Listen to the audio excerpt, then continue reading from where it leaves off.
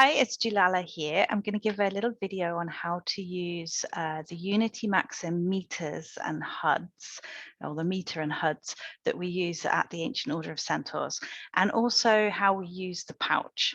Okay, so I'm up at the members' halls. If you don't know where the members' halls are, you can ask in the group and somebody will give you the landmark, or in the Jinx Discord. So that we can get you up here. And if you come inside the castle, if I just zoom out, you'll see. Okay, come inside the castle and there's a little sign up there that says roleplay info. If you go through that door, you'll come into this room here, where on the wall you'll see grab your custom AOC Unity HUD here. Okay.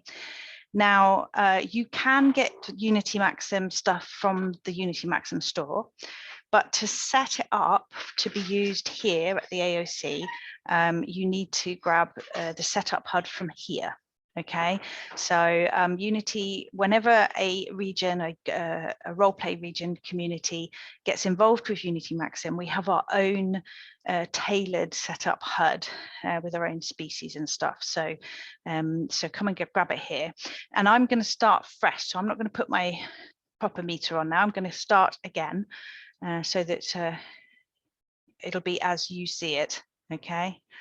So if you click on the little Unity Maxim thing there, it'll give you a folder with lots of instructions and stuff like that.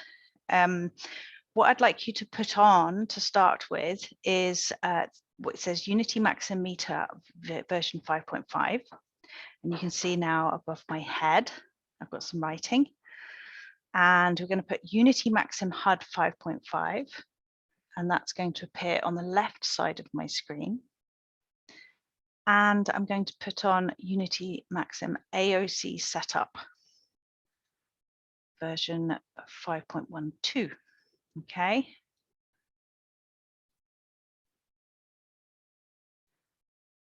For starters, right. So the first thing we're going to do is go through the setup HUD, and this is going to set up our character, if you like. I don't want you to worry too much if you haven't thought about what species you are or what class you are and things like that just yet. It doesn't matter too much at the start of roleplay. You know, you can set up your meter and there are certain elements that you can change and certain elements that we encourage you not to change once you've set it up. But at the beginning, just experiment and have a play and see how you get on.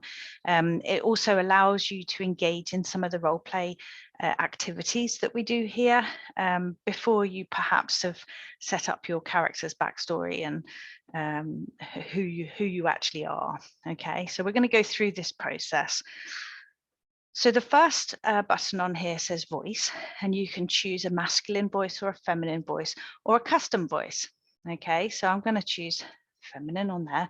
The reason you choose that is when you get hit by a sword or an arrow or something, a weapon, and you get injured and die, it's going to sort of make noises.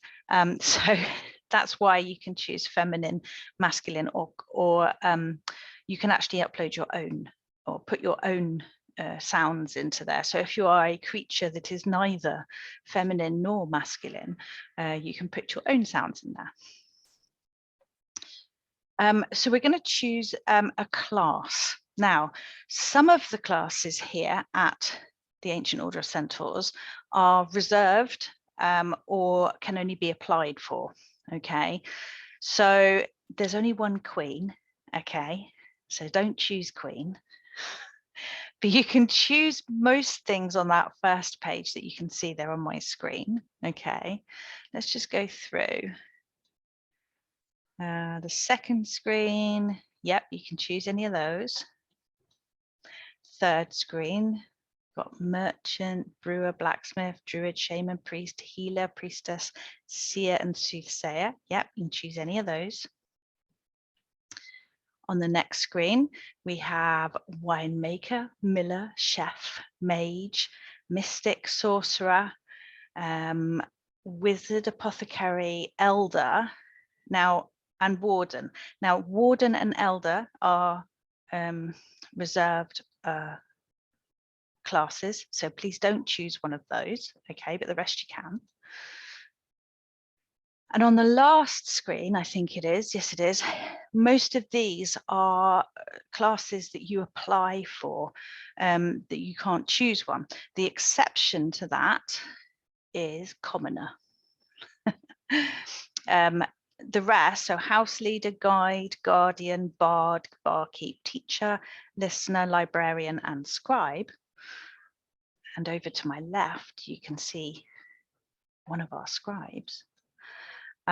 Those are classes that you apply for or are given, okay? So don't choose one of those on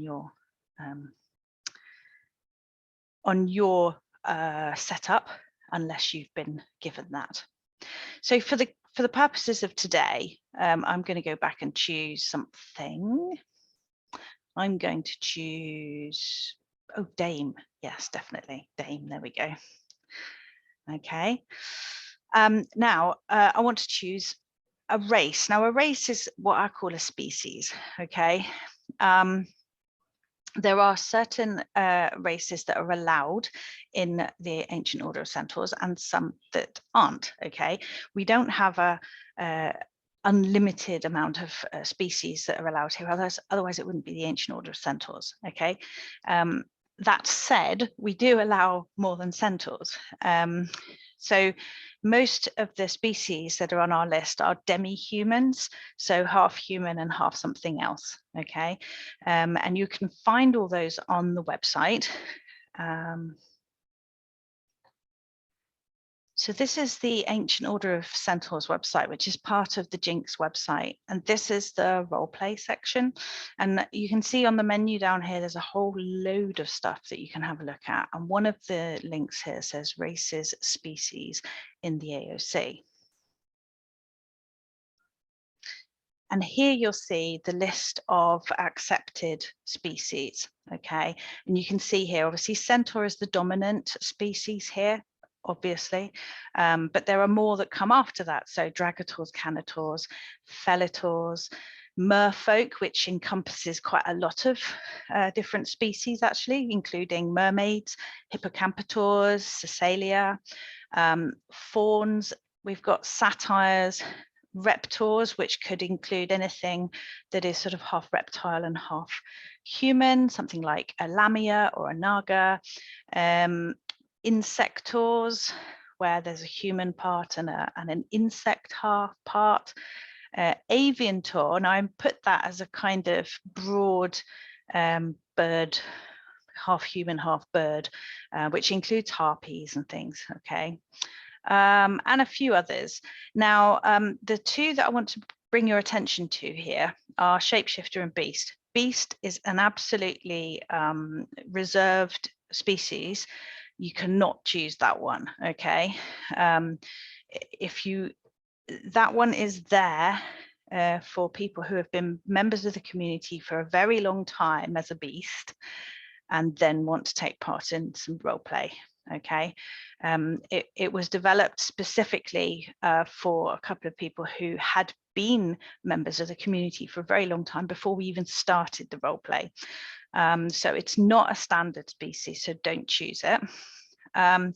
Shapeshifter allows you to kind of be a bit more creative with your character, that it might change into other species. But to avoid you changing kind of every day and every minute of the day, which I'll explain why that's not a good thing in a minute, we've put a sort of caveat on there, and that is that firstly, you can only shift to another species on the list, okay? You cannot shift to a beast, okay? And also, you can only shift when there are fellows of the same race present. Okay, now there are exceptions to that. If you happen to be a very large creature and we're asking you to come into a small building for a meeting, and therefore you might want to change into shapeshift into a different species, but there happens not to be any species that you know locally to you that you can change into, then there would be an exception to that. But you know, it's kind of there to make sure that you try to stick to a certain kind of selection of races that your character is aligned to, okay? From experience, what we found is that if people change their species like several times a day and to anything, then they never really immerse themselves into the character. Okay, that's just from our experience, and that's why we've put that caveat there. So choose a species and stick to it. Okay, and if that's shapeshifter, that's fine, and then you can kind of shift into, but write it into your backstory. What do you shift into, and when, and why? You know, not just like, it doesn't give you a carte blanche to just change into anything whenever you feel like it. Okay, all right, so that's species. So let's go back, and I'm going to put in here centaur because that's what I am, clearly. It will look it up against the list. That one's approved. If you put something in that isn't approved, like, or you make a spelling mistake, it will tell you. Okay, so now I have put most of the information that I need into my meter. Okay, you can see that I am a dame, centaur dame. Let's have a look at some of these letters up here and numbers. We've got experience. Okay, now that will go up the more you actually role play. So if I come over to Neo down here, you can see he's got experience 282, and he's got some wisdom. He's got some wisdom. The other letters there, okay, so we've got strength, dexterity, and wisdom. Okay, those can be acquired as sort of during special activities. Okay, and then we've got health, stamina, food, and air, and those will have starting numbers that are specific to your species that you chose. For instance, I've got a lot of air there because well, I've got 120 air. Now, if I was to go and sit under the water for a long time, I would simply drown. Okay, if I was a shapeshifter or a merfolk, then I would have indefinite air. Because as a shapeshifter, one of the things that I might shapeshift to is a mermaid or a merfolk. Okay, and as a merfolk person, creature, you would live under the water. So if you will have an infinity sign next to air, and you wouldn't drown. Okay. So what those letters mean. Now, the last button on that setup is a title. And over on Neo's HUD, you can see that he's written in there, sometimes when I close my eyes, I can't see, which is interesting that it's only sometimes. But essentially, the title can be anything you want it to be. Okay, and it's really useful to perhaps describe something. Think of it as an opportunity to share some information with your role play colleagues. Okay, so a lot of people put things like smells like, you know, pine and leather or something like that, or I don't know, something that you want your role play people to know about you. Okay, so I'm going to just do something there. So let's put and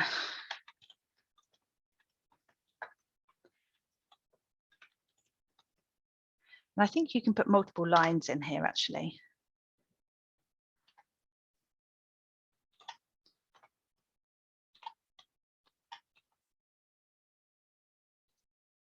There we go. Smells a little bit like cheese. Ta-da. Okay. When this becomes very useful is if you have been given a working class that doesn't necessarily describe the class that you wanted for your character. So for example, Neo has scribe, but he may have wanted to be a ranger. So scribe is important to be his class on his meter because that gives him certain privileges. Okay, but he might want people to still know that he's a ranger, so that's when he can put it in the title. Okay, so that's really useful bit of space up there to put whatever you want others to know.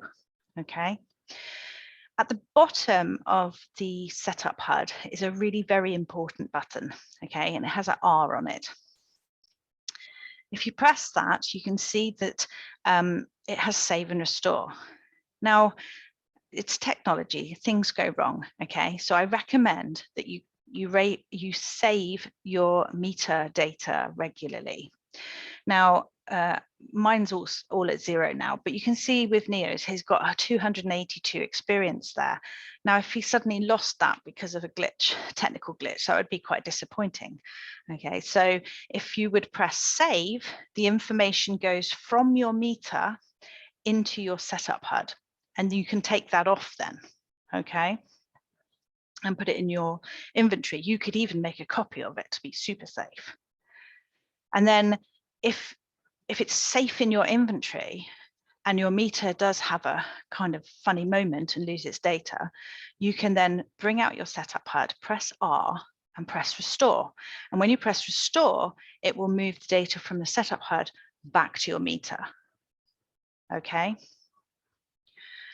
So just to clarify, your class can change. It probably would over time. You know, as a person in a world, you don't always have the same job or the same purpose. So your class can change. Your race would not generally change unless you really, really wanted to change, like sort of permanently.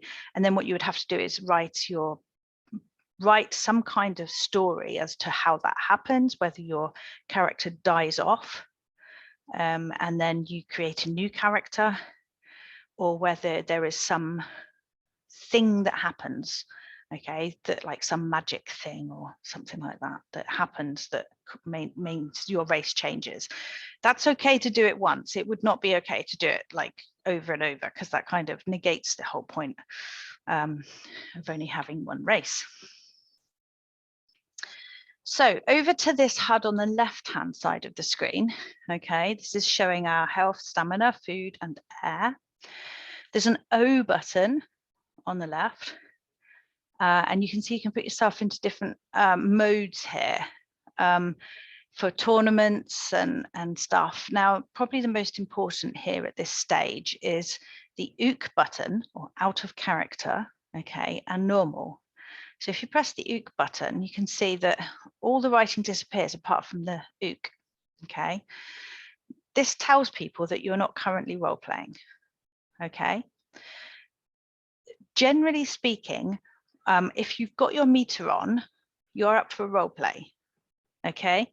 You're in character and you are available for roleplay. So if you bump into somebody on the region and they have their meter on, there's chances are, not always, because we all make mistakes and leave our meter on when we didn't mean to, chances are they are in character and you can role play with them, okay? On the flip side of that, if they have ook or they don't have any meter on, then they're probably not in character and not up for doing some role play. And it's kind of not good manners to start role playing with somebody if they're not really wanting to, okay? It's kind of forcing somebody to role play with you, that's not cool. So if you're not role playing, but you don't want to take your meter off, just put it into ook mode. And you can pop it, if you go back to the O button again and bring up that menu and press normal, it will go back to normal, okay? And bring all your data back above your head. Okay. The R is a reset button. You can see I just pushed it and it said I've reset. Now, when you're battling, you are going to die at some point, okay? Generally speaking. And when you're dead, you're dead. So you can reset. Now, according to whatever the rules are of whatever battle you're in, okay, sometimes you can reset a number of times. Other times it's like, once you're dead, okay? So it's kind of stay there until everything's finished. And you can see now that I pressed reset that there's a countdown on my meter there that will actually stop me from sort of doing much until it gets to 0, okay? There are spells here too. So if you've got personal spells in here. So if your food is getting a little bit low or your stamina is getting a bit low, you can actually if you press on like personal stamina, there we go, look. Whee! What was that, Neo? Food? Air? Food. So Neo's replenishing his food. There we go, look. Okay. And you can only do that so many, like every so often, if you know what I mean. They have to replenish. And the S at the bottom, you've got, it tells you here that you've got the personal spells that are actually installed in the HUD that you can press, but you can actually install spells in there, but we'll cover that in a different sort of class because that's a bit beyond this one. Now that I've talked to you about that left-hand HUD, I'm going to throw a spanner in the works. Because one of the things that we use here at Ancient Order of Centaurs is the Unity Empire system, where we cultivate crops, we trade food and objects and have fun with things like that. And in order to do that, you need to have a pouch, okay, to keep your inventory of belongings in. Now, there are two types of pouch. There's a pouch that you go and wear. So literally like it's an actual pouch that you would put around your avatar's waist. And this is the preferred option of most people, and you don't have to use it. You can go and get the pouch that you put around your waist. It's free at the Unity Maxim store. But most people like to use the HUD that is integrated, the pouch that is integrated into this left-hand HUD. Okay, so at this point, what I would recommend you do is click this thingy here and go deliver and accept. We're going to take off the left-hand HUD. Okay, we're actually going to take off the right-hand HUD as well because we finished with that for now, but you keep that safe in your inventory. Okay. This is a crate, so you will need to res it and open it.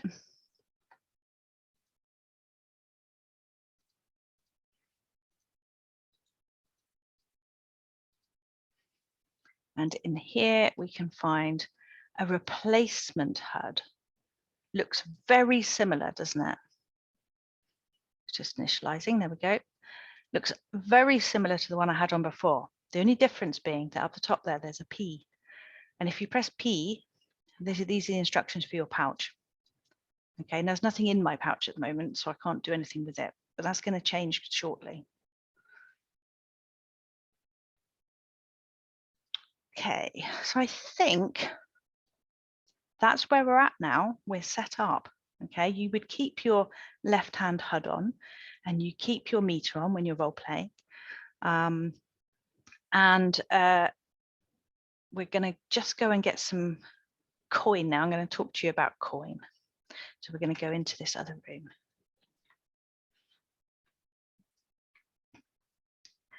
So at the Ancient Order of Centaurs, we have our own currency. What this means is that you don't actually have to use Linden dollars in order to roleplay. In fact, we don't want you to use Linden dollars to roleplay. We have our own currency, which is Centaurian obols. 10 Centaurian obols make up a Centaurian drachma, and 10 Centaurian drachma make up a Centaurian chiron, okay, or chiron, which however you want to pronounce it. And this is what we use to trade for goods, okay. Now in this room, you can see over here, there is a startup coin pay chest, which you can use only once, okay. To use it, you must be using your meter and your pouch, whether that is around your waist or in the HUD up here, okay? And what you will do is you'll just click on that. You need to get close to it, okay? So you probably need to get like this close to it, and then click on it, and it will put some money into your inventory. Now, because I've already used it once, it's not going to work for me. So Neo, have you got any coin? Could I have some coin, please? I'll give it back, I promise. If you can give me like 5 obol or something, and I'll give it back to you.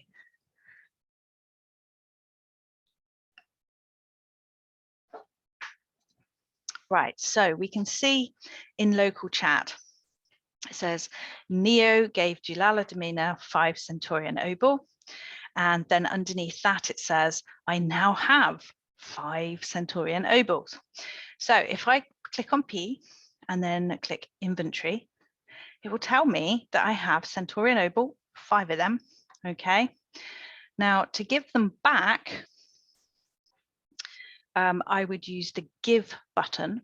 If I was going to use them to say, buy some food that's an object, not a person, then I would click use. Okay, and if I was going to eat them, which would be a bit odd with coin, but you know, if it was a banana, then I would choose eat.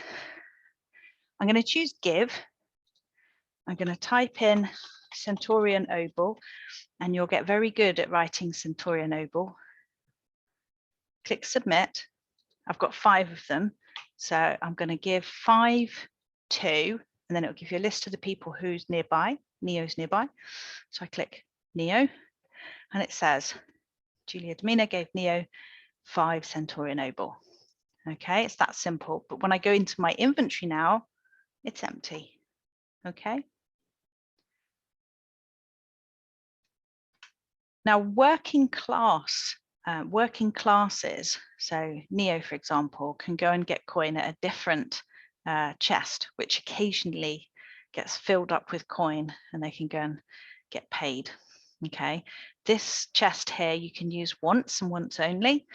How else can you get coin? Well, there is actually some coin hidden around the place. You might want to have a look at the Chronicle, AOC Chronicle on the website. Let's just find that.